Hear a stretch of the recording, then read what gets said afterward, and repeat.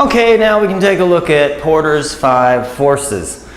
This is very, very important to consider when you're trying to be strategic in your marketing plans. We have different powers and factors here. First one is the supplier power. Now think about it. If there's few or only one supplier of something that you need, who would have the most power in the situation? Well, it would be the supplier that has the most power, because they're the only game in town. And if they decide to raise their prices, you'll have to deal with that. So we need to factor those things in. Related to that is when there's few substitute materials. Here again, there's no other option. We have to have this material to make our product. And that gives the supplier the power. Now, and we're thinking about this in relation to the private label. If we're going back to frozen pizzas, sorry, there's only one frozen pizza private label company, then they have the power. If there's two, then they don't have as much power. If the supplier is very important, here again, back to the private label, if they're the only game in town, then they're going to have the power. If they raise the price $1, you're going to have to pay it. There's no other place to go. And the suppliers have power when switching costs are expensive. One of the switching costs that you might have with a product is changing the label or getting the label set up at a different company, getting the packaging set up at a different company. And that would cost money, and it would also cost time. So then, if that's the case, switching the printing plates and all of that is the case, then the supplier has power. So that leaves us with little power. Now, in the case of private label, that is, it's a factor. It might be a reality that we have to deal with. Buyer power. In this case, I'm trying to stay on the consumers and the consumer's power. If we have few buyers, then they would have the power, such as restaurants. Because if we lost one of them, it would be a big blow to our sales. So they would have the power. Oh, we can't raise rates on them. They might let us go. If there's many similar products and you're operating in the red ocean, which we're trying not to do, the buyer has power. All they do is switch. And this would be the case, especially if the product isn't unique. If it's not a unique solution to their problem, or everybody else has similar products, then they have the power. You want to raise rates or something, they just switch. And if the product isn't that important, they can just choose to not buy it. So these are factors that give the buyer power. So we have to factor that in too. Next, we have the threat of substitutes.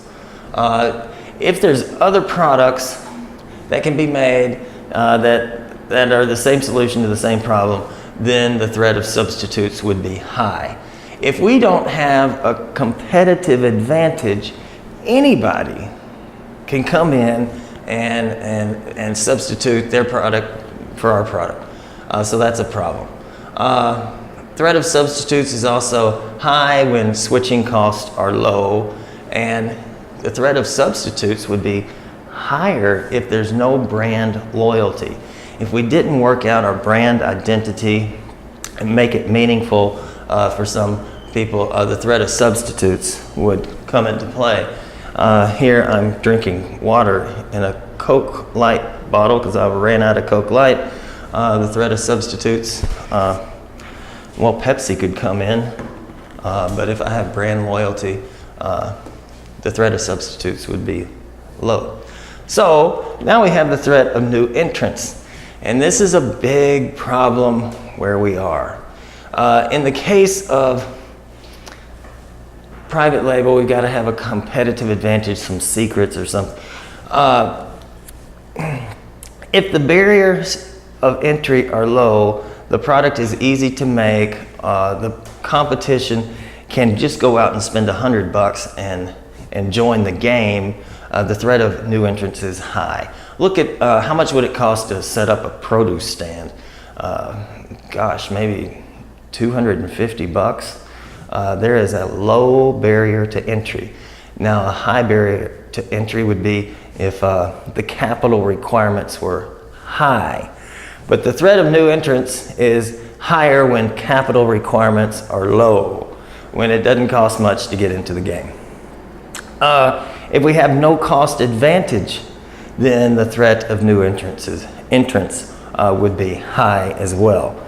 Hopefully, they don't know about these people who are giving us our cost advantage. And that, see, these people can make a frozen pizza much cheaper than somebody around town, I would hope. Quality, I should put quality here too. The threat of new entrants would go up if there is poor quality, because anybody could do that. The threat of new entrants is high if the raw materials are easy to acquire as well. And in our case,